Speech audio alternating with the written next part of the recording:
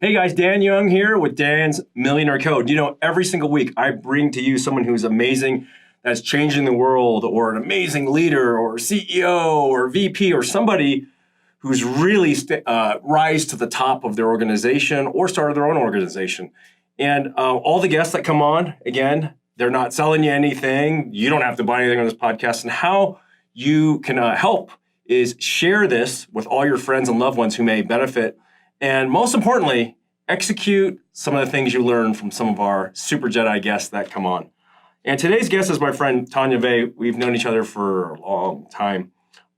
Here's the quick bio. She's the VP for Bonneville SLC. I'm going to have her talk about what she does a little there as we get going. Tanya has 25 years experience in media, TV, radio, digital, podcasts.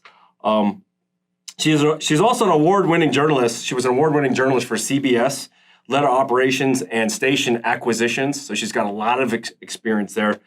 And currently she serves on the board of the United Way of Salt Lake City, the Utah Debate Commission, and is a member of the Governor's Suicide Prevention Task Force. So she's doing a lot. And we met years ago. I can't remember exactly where we met, but the big thing that stands out is there was an advertising meeting. Yeah. And they had like all the top executives from all the local media groups there. And it was some sort of sale-a-thon or something like that. Yeah.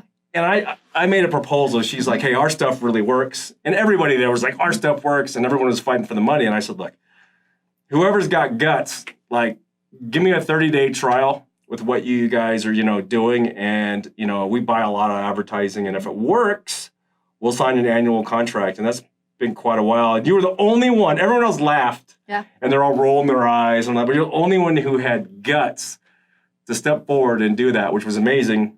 And after about a month, we had an annual contract, right? Yeah. And I've added to really, not only your TV stuff, but your radio stuff and your digital stuff. Yeah. We've got the whole caboodle. And now it's kind of funny is that story resonates through the whole valley here and all through Utah, because other station groups now are like, hey, could we? And I know you can't do that with everybody, but we don't do that with everybody. We do it with you. But if you have like someone who's putting, consistent marketing dollars, and you can track who's who, do that. Sometimes a little bit of risk has some big rewards. Yeah. So you're so awesome. So gutsy, because I was like recording in my brain everyone's faces during that time. So let's see. Let's get into it a little bit. Let's see. Tell me about Bonneville and what different media outlets that it has, because this is a pretty vast organization, right? Yeah, and I'll tell you about that, and I want to come back to that story because we'll there's some important marketing points in there. But we in Salt Lake we oversee KSL, so TV, radio, KSLTV.com. We've just launched KSLSports.com. It's an exciting new venture for us. Arrow 103.5 and FM 100.3. So we have 3 of the top 5 radio stations in the market, and TV station, digital properties, podcast. KSL Podcasts is under us. So we do a lot. Yeah. It's a pretty big How big is the organization now? So that's Salt Lake. Bonneville itself has stations also in San Francisco, Sacramento, Seattle, Phoenix, Denver. So we're all over the West. Wow. About how many employees in the whole empire? In the whole company? That's a good question. We've got 400 in Salt Lake. So, wow. And we're the largest. So I don't know. We're probably, we're more than 1,000, but That's I don't huge. know where we are. I only oversee Salt Lake, so I manage my piece of it. But. So in Salt Lake, you guys are the powerhouse. Yeah. It's like the reference of media here. Mm-hmm. So pretty amazing. It is, yeah. We work hard, and I think that we've done a really good job diversifying. So not just staying as a radio station or just staying as a TV station. We've branched out into KSL.com is the largest local news website in the country. It rivals websites like CNN or MSNBC, so it does very well. And then we also have smaller but more directed websites with KSLTV.com, KSLNewsRadio.com. So digital is a big deal for us. Instead of being afraid of it, we went full force into it. And podcasting, which is disruptive to radio, we're all in on that. Wow. Yeah, we're just not at OTT on so over the top streaming. Netflix, I should use the more consumer-friendly names for it, but the Netflixes and the Hulus of the world. Streaming is also disruptive to the television business, and we were the first station to launch a significant streaming product in the market too. We're just not afraid to go where the audience is going. You know what's interesting with different traditional forms of media and also more modern forms of media, a lot of people ask like where we spend with our companies, our media spend, and I always say a lot of it is demographically based. Yeah. You know, and really a lot of times there's a big flood, because I remember we did one year where like even our co-op dollars coming from manufacturers they're like, move 80% of your money purely to digital. And we actually took a revenue drop over that year. And what was interesting is a lot of companies were doing that, but it really left a lot of meat on the table. Yeah. And everything else was on sale, and you had all those eyes watching, especially during news, right? Right. Like live news Right. and things like sports Yeah. and radio and things. But yet that area is an integral part. It's like a recipe, I say. Like you really need to have the mix. You can't just do one form of advertising. Yeah, and you're one of the smartest advertisers out there. You do a great job with your marketing and your advertising, but so many people did what you were being recommended to do and started moving wholly to digital because it was kind of the shiny new thing from an advertising standpoint. And I worked when I took a break from running stations and worked in an advertising agency. So I've worked on both sides of the business and can really understand it from the advertiser's perspective because I did that. I was working on their behalf. The mix is the best way to go. It's not, TV stations would love to say buy all TV, and radio stations would love to say, nope, it's all about radio. And the reality is you've got to know who your consumer is and who you're trying to talk to. Mm-hmm. We buy advertising for our stations, and I buy a little bit of everything. So it's, I don't, for TV, I buy radio. Mm-hmm. For TV, I buy digital. For TV, I place on TV. For radio, I buy TV. So it's not exclusive in any way, shape, or form, but you're smart about how you've done it. That's pretty cool. And you guys have really taken care of us on the whole portfolio of a lot of different areas, and be good advisors too. Yeah. On what works and what doesn't. So. It's why I'm not afraid of the disruption part, because we want to be where the audience is, and where the audience is where the advertisers are going to be. Mm-hmm. So it's I'm wasting a lot of time and energy if I'm trying to stop people from going to where they're naturally going to go. Mm-hmm. Don't go to streaming. Instead, just stay with traditional broadcast. Well, it's not realistic. People are going to go to streaming, and the advertisers are going to go with them. And so we need to be in that space. So don't be afraid of it. Just go with it. One of the biggest bargains right now, and I'm telling you guys one of my secrets here, but that's what we do at Dan's Millionaire Code, is, in traditional media, though, there's some killer bargains right now. Yeah. And humans that you reach are humans that you reach. And it's all about supply and demand and price. And so, if you don't have some of your marketing dollars for your company invested in some traditional as well as digital, you want to have both, you're leaving a lot of revenue on the table. It's crazy. I would probably say 50% plus, even a little more, maybe 60% of revenue actually is driven by traditional in retail versus, digital media. Right. Whereas if you're purely an online company, then your mix may be a little bit different. But if you've got a retail location that's regional or local or something, oh, wow, it's very powerful. And it's almost instant turn on. Yeah. Like in fact, we just started up a company, storagewhale.com, and I talked about it in one news segment spot. And that hit in 1 hour harder than a full week of digital. There's something about the brand association, though, that comes with that too. So KSL has a trusted factor, from decades of really looking out for the best interests of the community. So when we're talking about something on our air, it goes a little bit further from an impact statement than if you're just reading it on a digital ad, and we find that. So it's using a smart mix of media and understanding what's going to work well. And if you're trying to do branding, there is nothing better than traditional media for branding. It's great. And local, too. You can really laser in. Yes, local. Yep. Let's zoom back, rewind a little bit. You had something you wanted to talk about from the beginning. You talked about us doing that for free. And I remember that meeting really, really well. It was, there was a campaign that was the local broadcasters were coming together trying to do an experiment on the power of local media for advertisers. And so they wanted you to be part of that.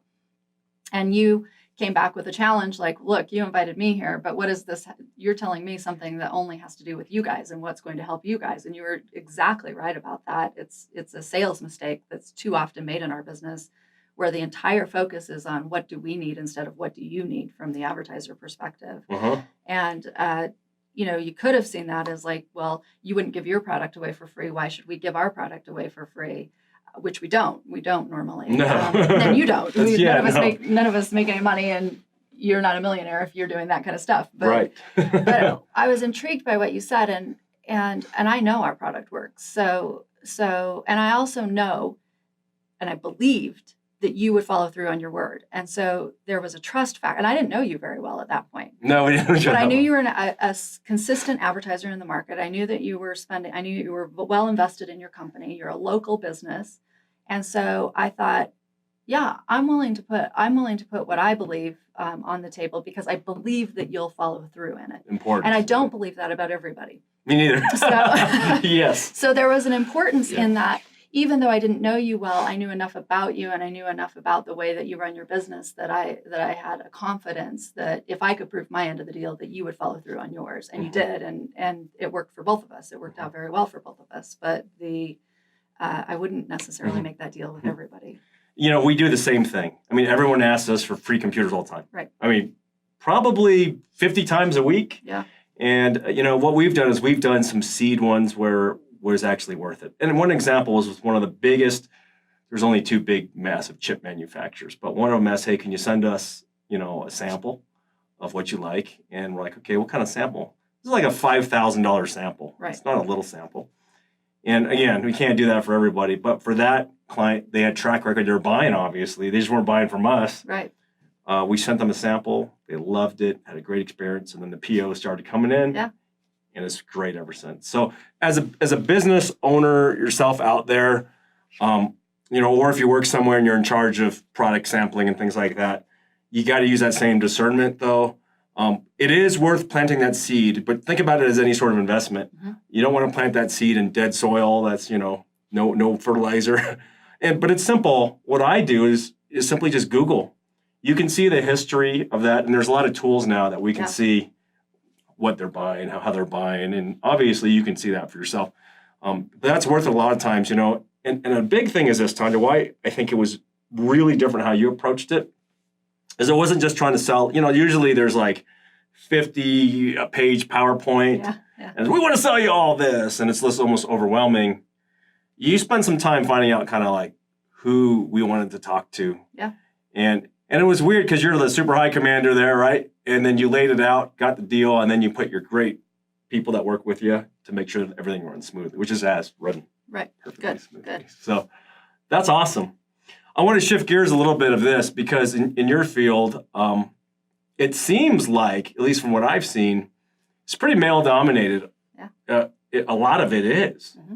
And, talking to people in the industry, I'm like, who's like the powerhouse of me? Who should I talk to? Your name came up literally like 4 or 5 times from men, women, different people in the industry, which was pretty cool. So what is some advice you can give to people out there as they're moving up in organizations of how to do that? I mean, is there a formula? I don't know if there's a formula, and I don't know that the way I did it would work for everyone. I didn't intend to be in the position I'm in. I never wanted to do that. I was a journalist. I wanted to do journalism. I wanted to change the world through journalism and writing and doing on-air broadcasts and things like that. I didn't ever intend to be on the business side of this. So I kind of worked into that unintentionally, and which is why I can't tell you if there's a formula. I didn't set out to do this myself, and I love it. I love what I'm doing now. I love the business side of it. So what I've realized is all of the other parts that I care about, which are the journalism and affecting the communities and being a positive change in the community, don't happen if the funding's not there and if the business isn't good. So if the business is weak, newspapers, if the business is weak, the business model, the journalism can't be supported. It doesn't sustain itself. Mm-hmm, mm-hmm. So the business matters critically to the overall product and what you're doing. And so I see that as just as important now as what I was doing before. If you can protect the business side of it, you can protect the journalism. And in a disrupted industry, that's a really important thing to do. So, so you mentioned I'm the first female first woman to be in my position in the state of Utah, and which surprised me. We didn't realize that. It was somebody was writing the press release about my position. This was several years ago, and said, "Has there been another woman?" And we all sat there thinking, "No, I don't think so." There's been one other woman who was a general manager over radio, one. And but I'm the first for TV and the first to oversee both, and not just in our organization, in the state. Wow, that's pretty massive. It is massive, and it's also disturbing. It's 2019. It's like, come on. I mean, really? I mean, I'm glad to be the first, but should never be that way. So I should be following somebody else in those footsteps. But I just had a conversation with a college student. She's an intern the other day, and she was asking me kind of the same questions, like, how did you get here and how did you progress? And I just never said no. Like, I said yes to, kind of like I said yes to you. I didn't look at a challenge and think all the reasons why we shouldn't do that, or I shouldn't take that job, or all the reasons why I was so busy doing other things, or I was too important in my job to do it. I just said yes. I said yes a lot to basically every project that came along throughout my career. Wow. So, and I learned a ton. My litmus test was not, will I make more money? It wasn't, is this a title change for me? It was, will I learn something? And if I thought, yes, I'll learn something by taking this on, I said yes. You know, the big thing I saw as a customer, and this is interesting, because internally in an organization you can see it one way, but as a customer, I see something within the culture, within the whole sales culture. There's a certain warmth and caring about the client's needs and responsiveness. And I've seen different media groups where it's about numbers, and truly you can tell they're just thinking about the sale. Right. And in culture, with all my interactions with all your people, there seems to be a genuine concern for that customer. And what's weird is a concern for each other in the organization. So how did you put that, how do you get that culture in there? Is there something you could offer to entrepreneurs out there to put that kind of culture in there? Because that's really the big differentiator that I see. It starts with you. If you don't feel that way, nobody else below you is going to feel that way. And so, and even when you do feel that way, if you're not deliberate about saying this matters to me, it matters to me that we care about the people that we serve. It matters to me that, and I see it that way, that we're a service industry, not just on the client side, but on the content side. So media is a place where ego tends to run big and substantive. You know, we oversee news, we oversee talk, we oversee entertainment. There are a lot of different things, and it's easy. You know, when you're standing with the biggest media entities in the world. Just last month, I was at NBC, and I'm standing. Lester Holt is standing literally next to me, having a conversation, and Chuck Todd is in the room, and you've got NBC stars from the entertainment world at a cocktail party, and it's easy to let those things go to your head, but they're people the same way you are people, and what matters is the work. It doesn't matter, like who you are doesn't matter as much as what you do.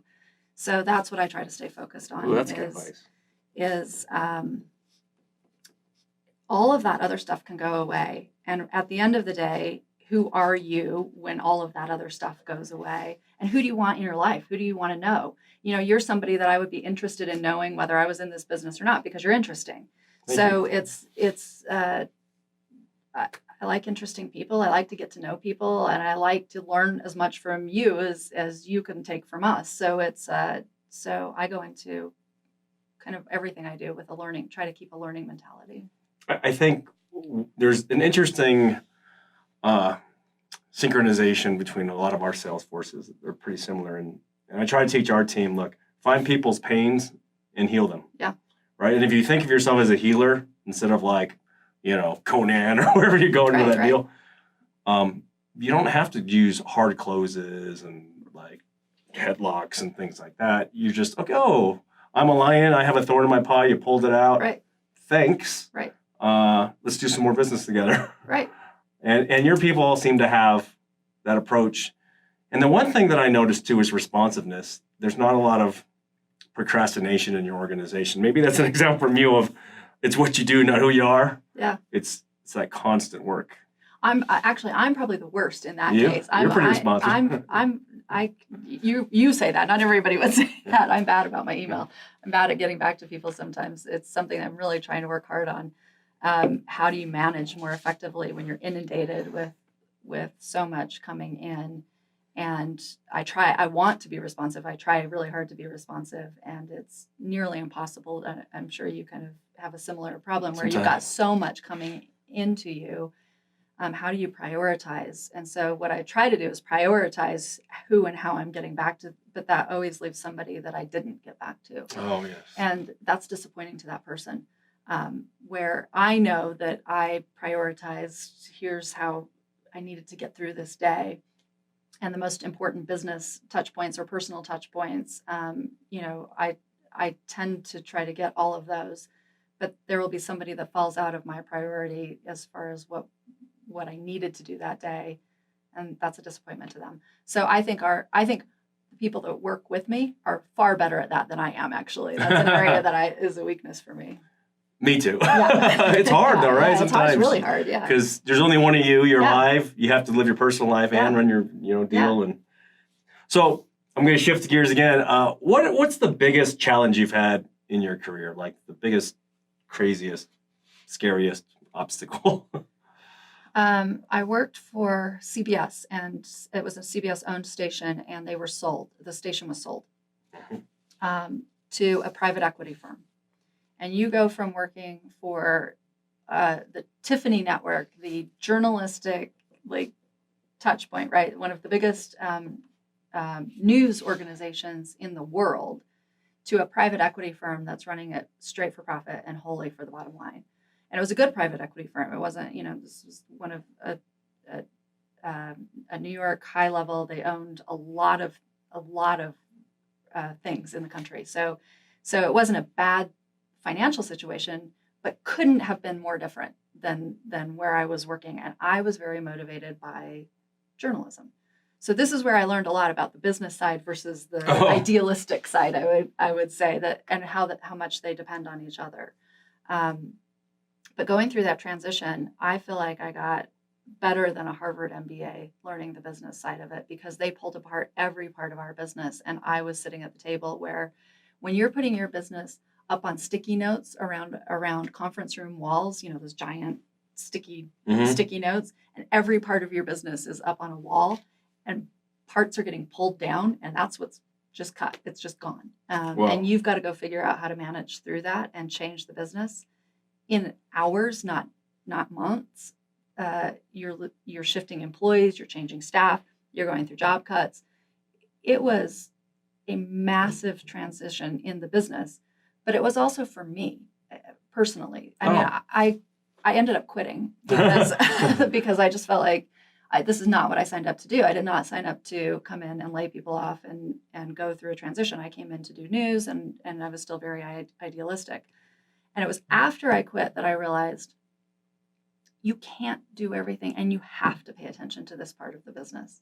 But it took me walking away from it to really be able to understand that both pieces of that matter, and that what I learned in that transition was enormous about the business side.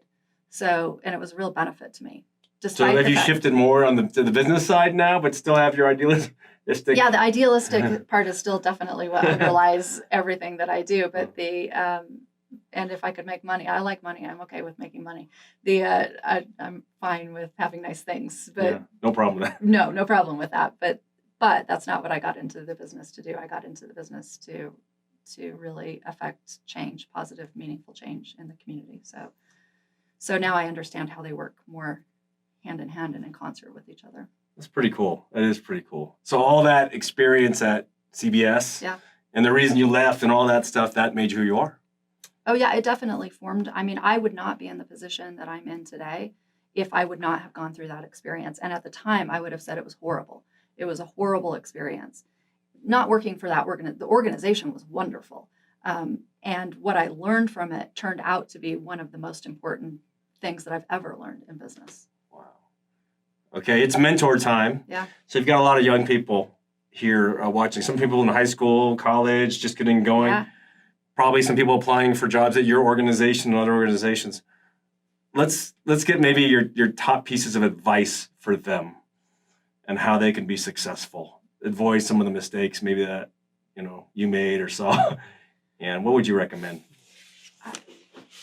Like I said, I just had this conversation the other day, and it's somebody who's a young journalist who was starting out. She said, everybody tells me, get out of this business. There's no money in it. There's no future in it. It's being disrupted. And I told her, absolutely not. I mean, everybody has been saying that since I started into it. People said, there's no money in it. And those things are true. But if you love it, whether it's journalism or building computers or getting ocean plastics out or art, we were just talking about that with your daughter and my niece, follow your passion. And that sounds so cliche, but it's really not. You're going to spend a lot of days working hard. And even when you love what you do, you will not love every day. It will be hard some days. So if you don't love what you do, almost every day is going to be hard. Where if you've got a passion for it and you're interested in it and you can make enough money to pay your bills, that matters. The level of money that you make this is your millionaire code. So I don't mean to fly in the face of how to be a millionaire, but money should not be your motivator. What you love should be your motivator, and the money will come if you're smart about it and if you do it right. So, find what you really want to do in life, and then be able to pay your bills. That matters. So, make enough money that you can support yourself. It's so great that you got to talk to that intern because, my daughter was applying to, go to the university, and she missed it by 2 points or something like that. And then she said, you know what, Dad, I'm just going to start my own deal. Yeah. Which is great.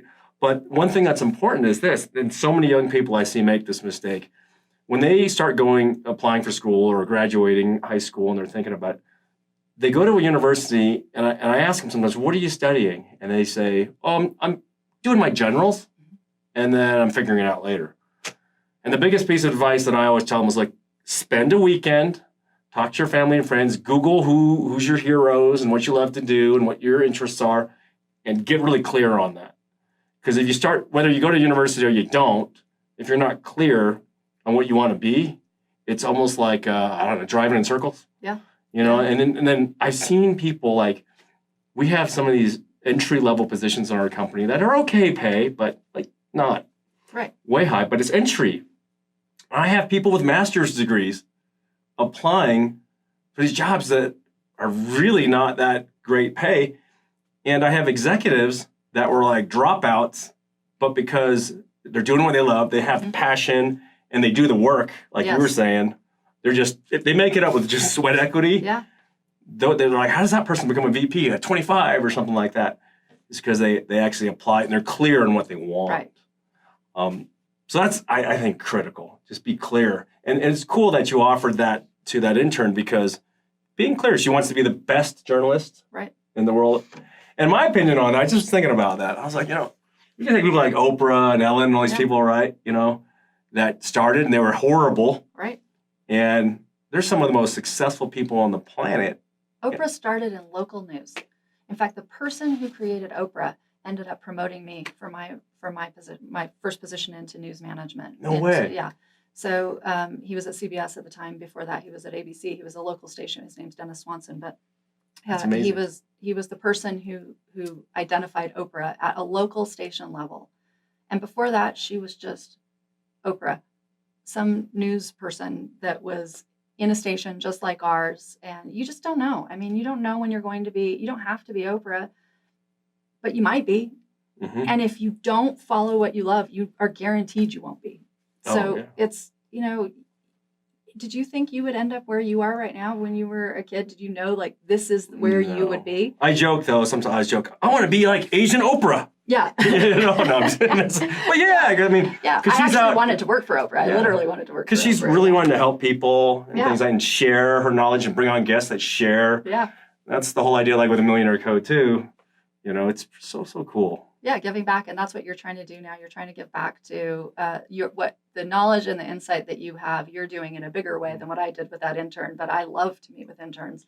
I got as much from her in that meeting the other day but probably more from her than she got from me, because she's got energy and enthusiasm, and she sees the world through such kind of new eyes that it's interesting to talk to people that way. It'll be interesting to see how she turns out because of that little bit of directional guidance you gave her. Yeah. And that's the make it or break it. I remember for me, when I was younger, similar conversation with some mentors, what it'd be like. And she's definitely found a good mentor, if you're guiding her like that, because you've definitely made it through a lot, being your first woman in your position in the state. That's super awesome. And we should see more of that, because there's so much good talent out there. And I noticed, though, you've got some pretty amazing generals that work for you, and you've promoted people based on their incredible skill set with that. So it's cool to see that happening. To your point, I don't promote based on years of experience or college, where you went to college, or if I don't care about that. I care about what are you doing every single day. I mean, how does the work speaks for itself in our business. And so you can have all of these credentials, and that will get you in the door somewhere.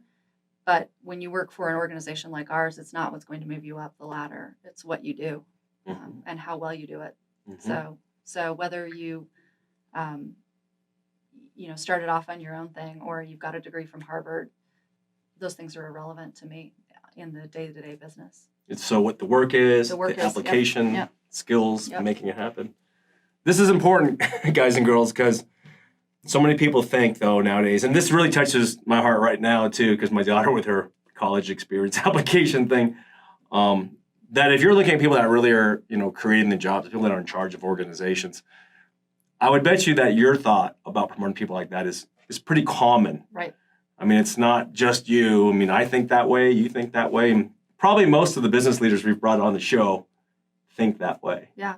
Which is cool. All right, what's on your bucket list? Where do you see yourself like in, I don't know, 10, 15, 20 years, 10 years, 20 years? What do you want to do? I've actually been thinking a lot about that lately. I just had a birthday, so that always prompts. Happy birthday. Thank you. That always prompts, and you were not far ahead. You were kind of just right around my birthday, so we share a near birthday. But so personally, I really want to travel somewhere. I want to do a trip to Europe. I want to go to Japan. I want to do a little bit more world travel. And I've been so busy from a work and being a mom standpoint that I have not traveled as much as I would like to. So that's my personal bucket list is just some more interesting travel. New Zealand, I'd like to go to New Zealand. So professionally, it's interesting. I don't know what I want to do next professionally. I love where I am right now. Really love it. And they'll probably promote you to president of the whole national. I don't actually want to do that. No, you don't want to do that. No, I don't want to do that. They probably offered to you. And I've turned down, in the last year, I've actually turned down 2 really significant opportunities in the country that would have, from a resume standpoint, would have been a pretty big deal from a resume standpoint. But they weren't as interesting to me as what I'm already doing. So I said no to them because the position mattered less to me than what you do. It's, who you are versus what you do. And I love what I do every day. So I go to work and I get to do a little bit of radio and a little bit of TV and touch podcasts and do digital. And there's so few places in the country that are doing that. I was just named to the NBC affiliate board in May. So, nice. So now I'm working more closely with the network, and that's an exciting thing for me. And I feel like I'm learning and growing in that opportunity. But I don't know, Dan, and I think that this sounds crazy. I want to write a book. And I've been thinking about what to write. And I have an idea. I was actually thinking about it this morning before I came in, but I don't want to talk about it yet. But I want to write a book. Yeah. That's awesome. And I don't know that it will be good, and I don't know that it will sell or anything like that. But it probably will be a #1 bestseller. But that's kind of where that's where my head is right now. Maybe an instruction guide for women out there that want to move to the top of organizations that are male dominated. No, it's No? no. What You'd be I'm great thinking at about is really here's kind of how I feel about that. I never thought about myself as being the only woman, and I just did my job. I didn't go in every day thinking like, oh, I'm a woman and there are no other women around me. I just went in and thought, I want to be the best at my job, and I don't care who's around me. I don't care who my competition is. My biggest competition is always myself, and so Dude, that's a good one. So I didn't even pay attention to that, and I think that's why it's disappointing sometimes to. Especially younger women right now who, with Me Too and everything else that's going on, really important things. But that wasn't my experience, and I didn't actually pay attention to it. So I'd say I'm maybe a feminist disappointment in that area. I just didn't focus on it. Yeah. I focused on my work. I didn't focus on my gender. Yeah. So you've always been real powerful, though, in the decision making. I've watched how you've directed your organization. I see it, but you do it in a way that's respectful. But hey, get this done. Yeah. I don't waffle. I just was having a conversation with one of the editors of the Deseret News the other day, and I said, diplomacy is not my strength. I'm not very good at when we have to be slow and kind of artfully move around something. I'm much better at let's just put the problem on the table, solve it, and move on. I like to make fast decisions. So it's why I made a decision as fast as I did with you, because if it feels right, let's just do it and move with it. And then if it's not right, let's course correct and fix it. That's right. Right. But let's not spend months figuring out is that should we or shouldn't. So make a decision? Is that? Yeah, make a decision. Be decisive. Okay. I'm going to summarize your wisdom nuggets here because this is like a lot, guys. Guys and girls, huge wisdom here. So let me summarize. Your biggest competitor should be yourself. Yep. Be the example. It matters. What you do, it's what you do, not who you are. Right. So don't let your position get to your head. It's right. that action. And then who are you? Right. Follow your passion, but we'll do the work. You know? Yes. And make decisions. Make a decision. Don't sit on the fence. Right. Just get it done. Do the work. That's GSD. Get stuff done. Get stuff done. And course correct. If your decision's wrong, be willing to say that. Course correct. That you didn't. I see so many people that make a decision and then they stick with it even though it's so obviously flawed or wrong. So because it's their own decision. So they're sticking with it because they can't say, I was wrong, or I didn't think that through all the way, or there's a better, I can now see, now that we've implemented it, I can see there's a little bit better way to do that. Don't be afraid to step in and say, yeah, it was my decision and it didn't go exactly the way that I thought it would. So let's fix it. Let's just get in there and fix it. Just a month ago, I killed a project that I started. It wasn't working the way that I thought it would work. And so, just stopped it. Course correct if it's broken? Yeah. Wow. That's important, though. Yeah. Because you can make a decision and a bad one, and then you stick with it, and then you're in a bad space. That's not a good thing. I've done that. Yeah, so have I. Yeah. The important part is getting yourself out of it. So, boy, this is great knowledge, though. So, guys and girls, watch this over and over again and capture this. Where can people find you? If they're interested in maybe talking to one of your people about, marketing, whether it's digital and TV and radio or the whole package. And I recommend you guys look at the whole package because you can't go to a restaurant and just order the cheesecake. You kind of need the meat and potatoes, right? And all that. Yeah, but we've got experts who can work with you on those kinds of things. So even if all you want to do is brainstorm, call us. We'll sit down with you. If it doesn't end up going in a way that you want it to go or that we want it to go, no problem. You can. I'm on Twitter, Tanya Vea on Twitter. So and I don't tweet as much as I will respond to you if you DM me, or I'll try to. Mm-hmm. You can email us. You can email me. It's tvea, VEA, @ksl.com. tvea@ksl.com. Mm-hmm. And as I pointed out, getting responsiveness is sometimes my weakness. So say you saw me on this podcast if you email me, so that it rises up in my email and I don't think that it's spam. And or just reach out through, call KSL, the main desk, and ask, say you saw this and you want some more information from a sales standpoint. Super. In fact, if you're looking at a first contact point for your business, and people always ask me, Dan, what's the first thing I should do if I have locally here a restaurant or, whatever business it is? And I always say, to talk to you guys first, really because you have your client's best interest, in mind. Because a lot of companies, again, they're so hard wanting to get the deal that's not to the customer's best interest, and they're not going to get an ROI on it. And I've seen it just countless times where people are like, I spent $5,000 in a month. That's all the marketing I had. And they put me in all this dumb stuff and I got no return. And they told me that in 1 month it'd be magical, which typically it's not magical in 1 month. Whereas they probably should have spread it out a little differently, strategized a little bit, and set some expectations of what's going to happen and how long. Yeah, it's also helpful if you're clear about what your goal is. So if you've got $5,000 in marketing money, what's your goal at the end of that? Is it branding? Is it getting people in your restaurant or in your door? Is it sales, direct sales? Because if the more clear you are on that, the better that an organization like ours can put together something that serves you. So the less clear you are, the less result you're going to get about it. And that's one of the things that you're so good at. You're really, really clear on what it is that you want. And from a sales standpoint, you're good at communicating that. You're a great client. We wish you could give client lessons. So you're good at your creative is good. You know how to market yourself well. Those are things that matter. And what I see is we get a lot of clients that come in and won't listen to our recommendations because they're so clear on, no, I want to say this in my ad. And we know that's probably not going to work that well for you. But if we could tweak it a little bit or play with that, then we can get that to work a little bit better.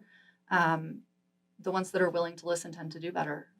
And the ones and some are great. They're working with agency. They're working with experts. They know what they're doing. And others don't. I do have a key for you guys and girls out there that will help you, because you can buy marketing from the best source, and it's not going to be effective unless you convert those leads into sales. And a lot of times I see people saying, oh, this marketing source is no good. Well, what do you mean no good? You have to track your conversion. What do I mean by that? Let's say you have an ice cream shop and they're investing in some good marketing, and you're bringing in more people to buy ice cream. If your people are not promoting the ice cream to the customers coming in correctly and converting that into selling more scoops of ice cream, it's not going to work. So it's really important to measure those metrics of what's being converted. And there's different ways to do this. We'll talk about it. In fact, if you go through all the podcasts, I show a bunch of different ways that you can do that as well. But important to not only get the people in the door, but close a deal and convert it as well. That's important to match up those metrics. Boy, there's so much awesome stuff here. So friends, follow Tanya, and if you're here in Utah primarily too, reach out to her, and she'll be happy to give you some free consulting on how to maybe get your business going in the right direction as far as with marketing goes. And she's so awesome with that, though. I sure appreciate you coming on. This is gold for everybody out there, and especially people that are up and coming and want to become different leaders, and especially women out there, though. You're a major inspiration. And I was talking to my wife a little bit, and she's like, you need to get some very powerful women on that podcast.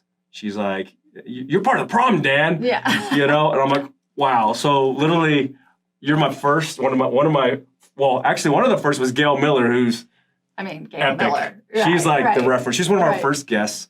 So she said, that was a good start. Yeah. She's all, but I want you to be mindful. And so I've tried to space it out where we have leaders from everywhere, men, women, green, purple, everybody come on board and share that diversity. And also to let everybody know that it doesn't matter who you are, man, woman, old, young, purple, green, you can do it. It's totally doable. So thank you so much. Yeah. I sure appreciate you. Dan. And guys and girls, remember, there's actually no advertising during this podcast, and there's nothing you need to buy. All you need to do is this, though, is execute what you've learned. And the second thing is share it with your friends and loved ones. Oh, and I added a third one last time. If you find this podcast valuable and you're applying this to your business and you're making more revenue, take 10% of your net earnings and gain and donate that to a great charity. We had Operation Underground Railroad, Tim Ballard here. It's one of my favorite charities. If you help support Tim, I would be super happy. But there's a lot of phenomenal charities out there. In fact, one of the big ones that you support is United Way. United Way and suicide prevention. And suicide prevention. It's really important. Yep. What are the websites people can go for suicide prevention and United Way too? So American Foundation for Suicide Prevention is a great place to donate, and it's the #1 cause of death for teens in Utah. So it's a problem, and it's touched me personally and my family. So it matters to me a lot. The governor's task force on your taxes, you can now donate through the governor's fund to suicide prevention, and they're doing great work with it at the state.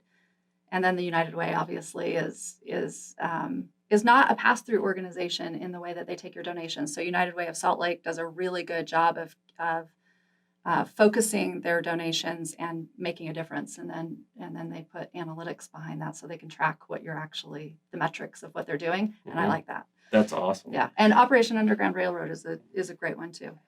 So by giving, actually, karma is a big thing, I believe in. Yeah. By giving and helping people that need that help, it's going to come back to you.